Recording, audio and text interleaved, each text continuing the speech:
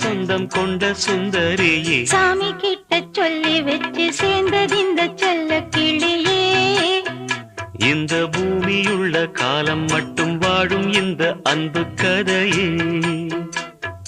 முத்துமணியே பட்டு துணியே, ரத்தினமும் முத்தினமும் சேர்ந்து வந்த சித்திரமே, சாமி கிட்ட சொல்லி வச்சு சேர்ந்ததிந்த செல்ல கிளியே. இந்த பூமியுள்ள காலம் மட்டும் வாழும் இந்த அன்பு கதையே.